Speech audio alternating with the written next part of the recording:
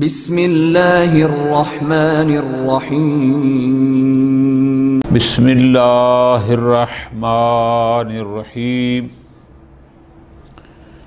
الرابع ان ما اشار الیہ المصنف فی قولہ من ان الحدث الذي ربما يتفق في الانسان غایتہ هو الالہام۔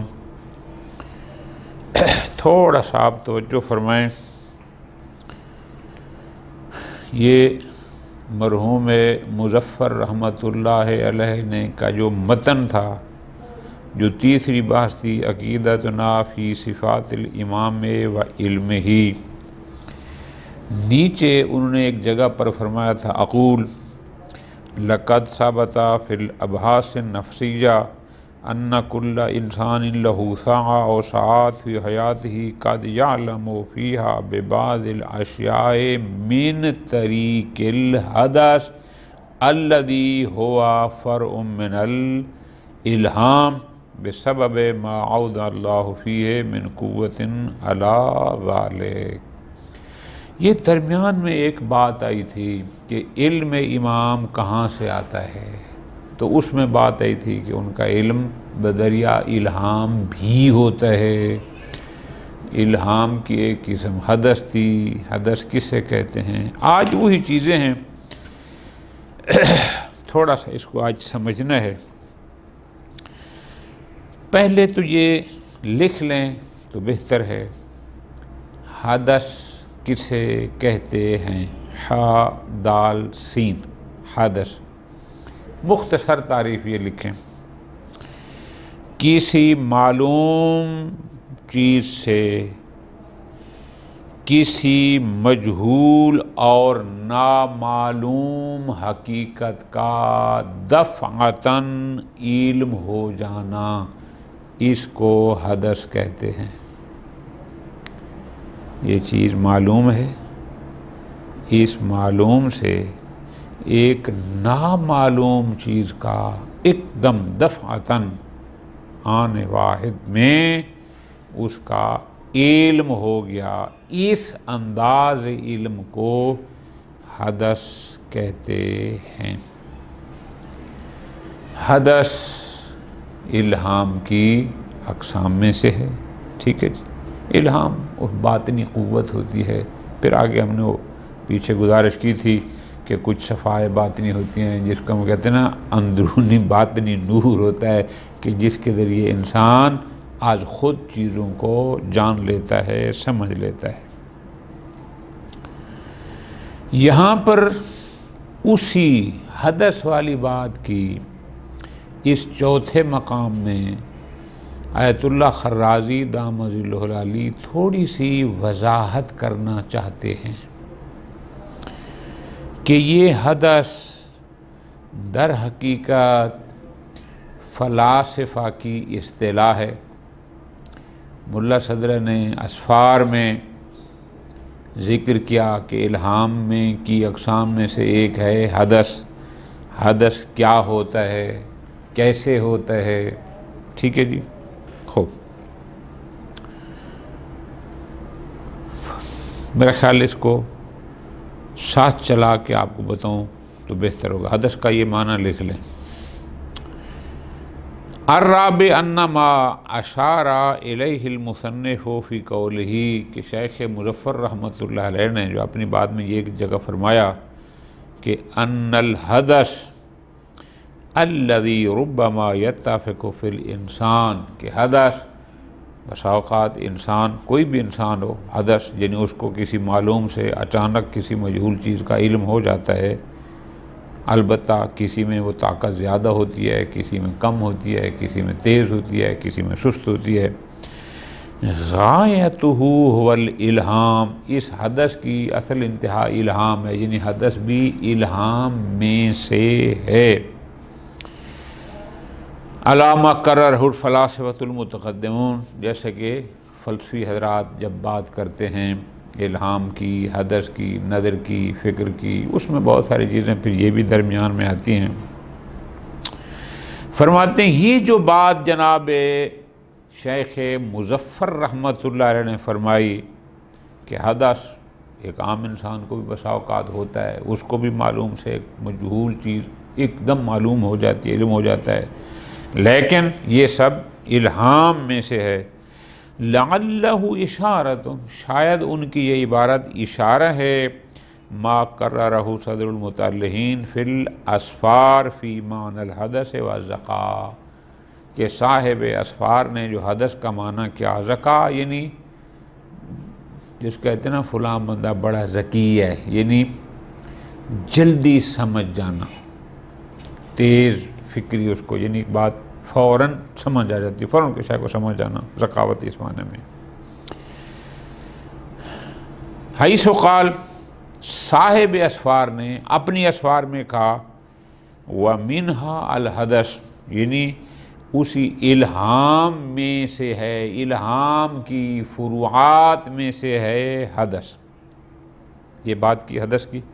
آگے ان کی عبارت یہ ہے کہ لا شکا فی ان الفکرہ، فکر کسے کہتے ہیں؟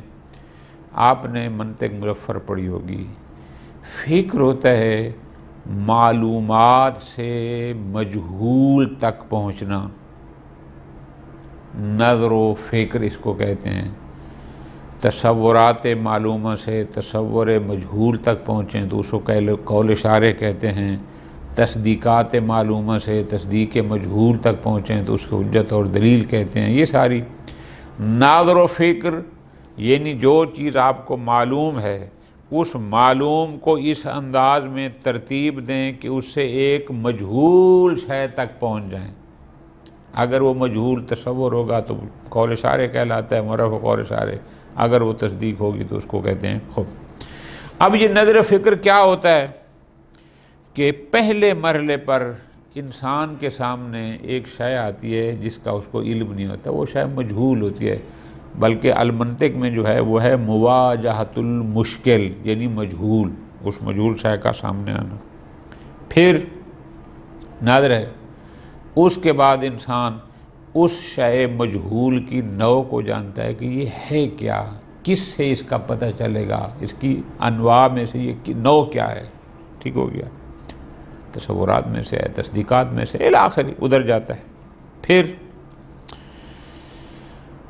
اس کے بعد اس نوع سے متعلق انسان کے پاس جو معلومات ہوتی ہیں وہ اپنے عقل کو اس نوع سے متعلق معلومات میں حرکت دیتے ہیں، اچھا یہ چیز بھی اسی میں سے ہے، یہ بھی اسی میں سے الی آخری، ٹھیک ہو گیا جی۔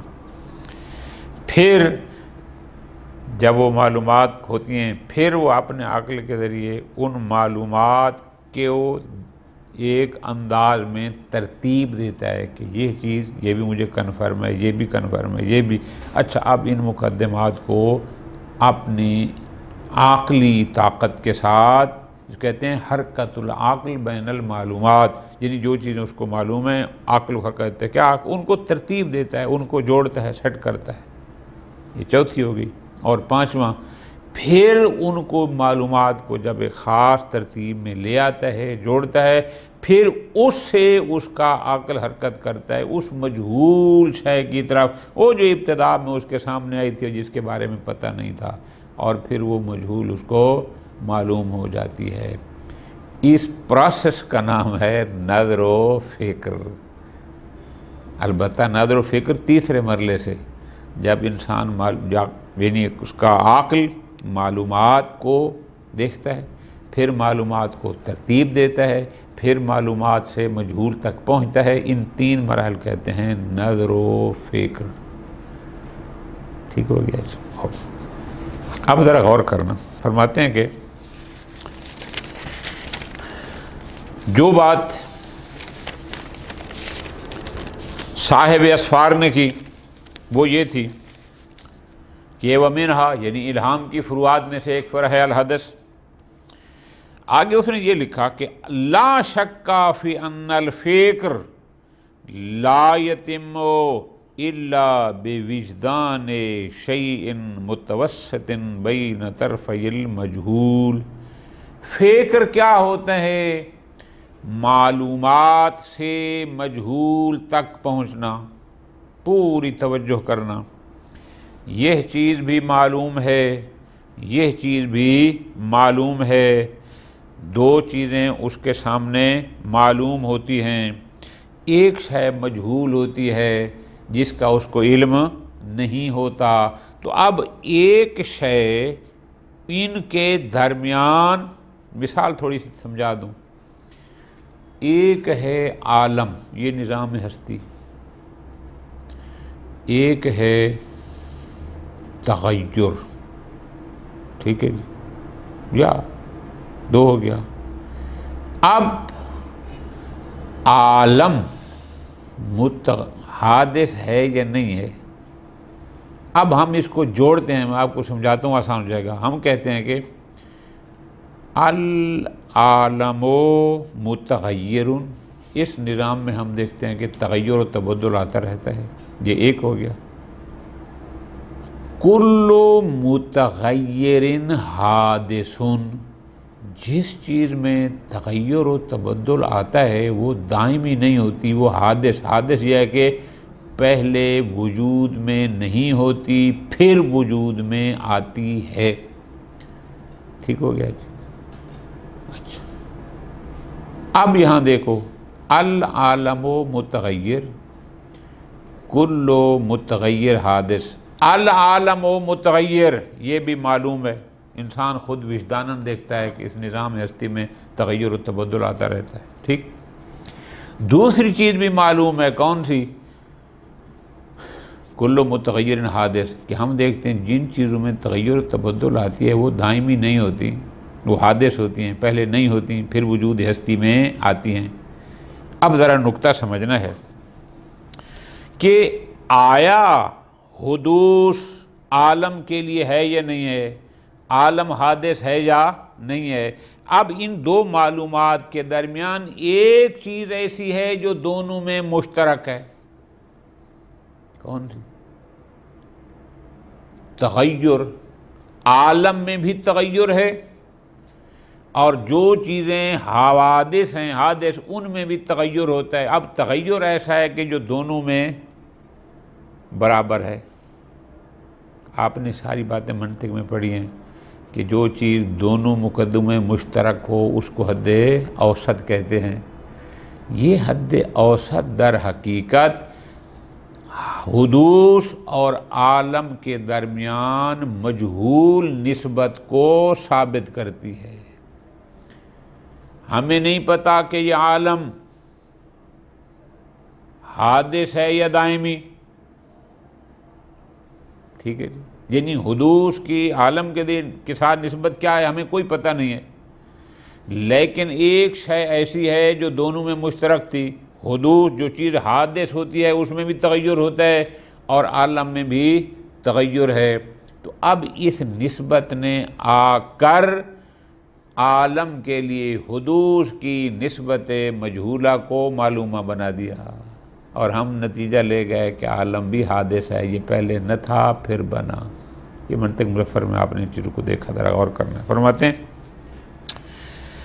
لا شک فی ان الفکر لا یودم، کہ فکر یعنی معلومات سے مجہول کی طرف جانا، یہ جو نظر و فکر ہے اس میں کیا ہوتا ہے؟ لا یتم الا بوجدان شیء متوسط بین طرفی المجہول، طرف مجہول کی دونوں طرف میں ایک شے ایسی ہو جو دونوں میں مشترک ہو، جو دونوں کے درمیان پائی جاتی ہو۔ کیوں؟ لتصیر النسبۃ المجہولہ، تو تاکہ وہ نسبت مجہولہ معلومہ ہو جائے۔ حدوث کی عالم کے ساتھ نسبت مجہول تھی، لیکن تغیر ایسی شے تھی جو عالم میں بھی تھی حوادث میں بھی تھی، اس نے آ کر عالم کے لیے حدوث کی نسبت مجہولہ کو معلومہ بنا دیا۔ خوب، وَقَضَى مَا يَجْرِي مَجْرَاهُ فِي بَابِ الْحُدُودِ لِلتَّصَوُّرِ، اور وہاں پر جو ہم بات کرتے ہیں تصورات معلومہ کی، ساری باتیں یہی ہیں۔ کیوں؟ لما تقرر، یہ باتیں فلسفے بھی ہیں، منطق مظفر میں بھی ہیں، چونکہ ہم لوگ تھوڑا ادھر غور نہیں کرتے نا، پڑھتے ہیں پھر بھول جاتے ہیں، کہ ان الحد والبرہان مشترکان فی الاطراف والحدود، حد اور برہان اپنے حدود میں، اپنے اطراف قضیہ میں مشترک ہیں، ٹھیک ہے جی۔ برہان قیاس کی قسم ہے، قیاس کی 5 قسمیں ہیں، برہان، خطابات، شعر اور سفسطی اور جادل، ان کہتے ہیں قیاس برہانی، قیاس فلاں۔ قیاس برہانی وہ ہوتا ہے جو مقدمات یقینیہ سے مرکب ہو، یعنی یقین کا فائدہ دیتا ہے کہ اس کا پہلا مقدمہ بھی یقینی، دوسرا بھی یقینی، کہتے ہیں قیاس برہانی۔ حد کیا ہوتی ہے؟ حد یعنی جو وہ تعریف جو کسی شے کی ذاتیات سے کی جائے، جیسے ہم کہتے ہیں آل انسان و ما ہوا، تو جواب میں تعریف کرتے ہیں حیوان ناطق، حیوانیت بھی اس کی ذات میں پائی جاتی ہے، ارضی نہیں ہے، اور ناطقیت بھی اس کی ذات میں ہے۔ بہرحال اب یہ چیزیں تھوڑی سی اور طلب ہیں۔ فرماتے ہیں وَالنَّفْسُ حَالَ كَوْنِهَا جَاهِلَةً، اگر انسان کی شے سے جاہل ہو، اس کو شے کا علم نہ ہو، تو جب انسان جاہل ہوتا ہے کأنہا واقعۃ فی ظلمۃ ظلما، وہ ایسے ہے کہ انسان ایک گھٹا ٹوپ اندھیرے میں کھڑا ہے، فلا بد من قائد یقودہا، تو اس کے لیے ضروری ہے کہ ایک راہبر رہنما ہو جو اس کر لے کر چلے، چونکہ وہ گھٹا ٹوپ اندھیرے میں کھڑا ہے، او روضۃ یدی، یا کوئی ایسی روشنی دینے والی چیز ہو جو اس کے لیے یوی لہا موضع قدمہا، کہ اس کے چلنے کی جگہ کو روشن کرے، کوئی ایسی چیز ہونی چاہیے جو اس کے چلنے کی جگہ کو واضح کرے، روشن کرے۔ خوب، وَذَلِكَ الْمَوْضِعُ، وہ شے کہ انسان جب کسی شے سے جاہل ہوتا ہے اور وہ کھڑا ہوتا ہے اور وہ رہنما طلب کر رہا ہوتا ہے، جو شے اس کی رہنمائی کرتی ہے هو الحد المتوسط بین طرفین، وہ حد متوسط جو طرفین، پتہ نہیں انسان کے لیے حدوث ہے یا نہیں ہے، پتہ نہیں عالم حادث ہے یا نہیں ہے یا دائمی ہے۔ مثلا انسان پریشان ہے، آیا حدوث عالم کے لیے ثابت ہے یا نہیں ہے یا پریشان ہے، لیکن جو چیز عالم اور حدوث کے درمیان واقع ہوگی، کہ ایک شے ہے جو عالم میں بھی ہے، حوادث میں بھی ہے۔ عالم میں کیا ہے وہ شے؟ تغیر۔ حوادث میں کیا ہے؟ تغیر۔ پس یہ تغیر اس کی رہنمائی کرے گا اور اس کو اس جہالت سے نکالے گا، اس اندھیرے سے نکالے گا۔ تِلْكَ الرَّوْدَنَا هُوَ التَّحَدُّثُ بِذَلِكَ دَفْعَةً، اب وہ جو حد اوسط تھی، اب جوں ہی اس کو یقین ہو گیا، علم ہو گیا، پتہ چل گیا کہ تغیر عالم میں بھی ہے، تغیر تمام حوادث میں بھی ہے، بس یہاں سے ایک دم اس کو علم ہو جائے گا تحدث دفعتاً، کیا کہ اس کا مطلب ہے عالم بھی حادث ہے، پہلے نہ تھا پھر بنا۔ فاستعداد النفس لوجدان ذلک المتوسط، اب اس حد اوسط، وہ جو درمیانی چیز ہے جو دونوں میں مشترک ہے، اب نفس کا اس چیز کو پانا، اس کو درک کرنا تحدث کے ذریعے، اسے حدث کہتے ہیں۔ یہی حدث ہوتا ہے کہ ان معلومات سے اس نے فوراً وہ ایک چیز کا علم ہو گیا۔ وَمِنْهَا الزَّكَاءُ، حدث میں سے الزَّكَاء، زکاء کیا؟ یعنی شدت هذا الحدث، حدث وہی ہے لیکن یہ ہے کہ اس میں ذرا وہ طاقت تیز ہوتی ہے، زیادہ ہوتی ہے، ٹھیک ہو گیا جی۔ وَكَمَالُ هَذَا الْحَدْثِ وَكَمَالُهُ وَبُلُوغُهُ وَغَايَةُ الْقُصْوَى هُوَ الْقُوَّةُ الْقُدْسِيَّةُ، اس کا کمال، اس کی انتہا وہی قوت قدسیہ ہے، التي وقع فی وصفها قوله تعالیٰ، یہ قرآن مجید کی ایک آیت مجیدہ بھی ہے۔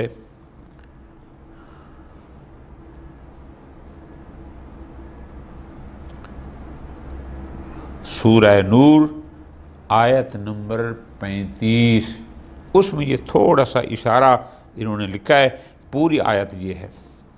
بسم اللہ الرحمن الرحیم، اللہ نور السماوات والارض مثل نورہ کمشکاۃ فیہا مصباح، المصباح فی زجاجہ الزجاجۃ کأنہا کوکب دری یوقد من شجرۃ مبارکۃ زیتونۃ لا شرقیۃ ولا غربیہ یکاد زیتها یضیء ولو لم تمسسہ نار نور علی نور یہدی اللہ لنورہ من یشاء ویضرب اللہ الامثال للناس واللہ بکل شیء علیم۔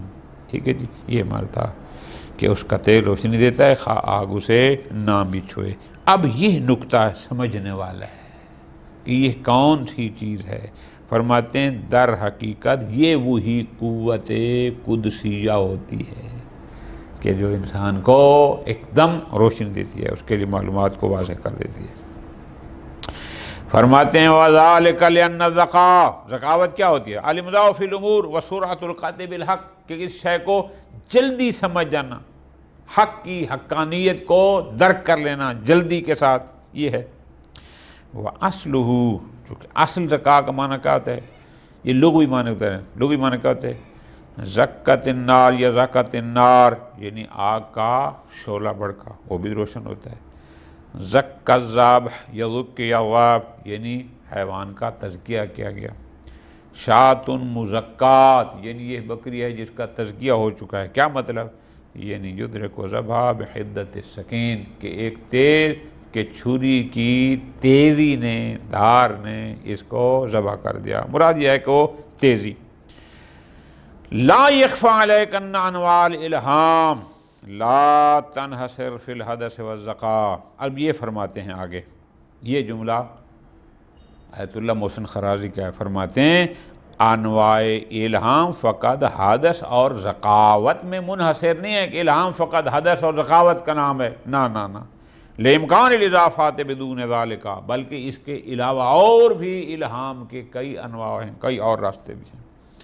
خوب، وکیف کان فما ذکر یظہر۔ بہرحال اب اس ساری بات سے نتیجہ ہم نے اصل لینا وہ یہ ہے کہ ان علومہم، بات ہماری چاہ رہی تھی علم امام کی، کہ جو علوم ائمہ علیہم السلام ہے لا تنحصر فی العلوم العادیہ، یہ فقط ان علوم عادیہ میں منحصر نہیں ہے، کما ذہب الیہ الجمہور، جیسا کہ اکثر اہل سنت کا نظریہ یہی ہے۔ نہ، ایسا نہیں ہے۔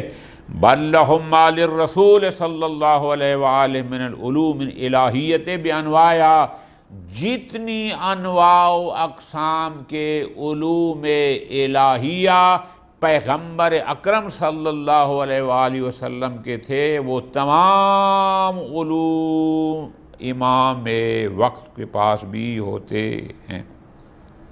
کیوں؟ کما یقتضی ہے قیامہم مقام النبی، اس لیے کہ امام جانشین نبی ہے، امام قائم مقام نبی ہے، فی الاتیان بوظائفہ، اور جو پیغمبر کی ذمہ داریاں تھیں انہی کو اس نے بجا لانا ہے۔ ہم نے کہا تھا سوائے وہی کے باقی سب کرنا ہے۔ لأن ذلک لا یتحقق من دون العلم الہی، کیوں؟ پیغمبر کی جانشینی تب تک صحیح معنی میں اور حقیقت میں ہو نہیں سکتے جب تک پیغمبر کے تمام علوم اس کے جانشین میں منتقل نہ ہوں۔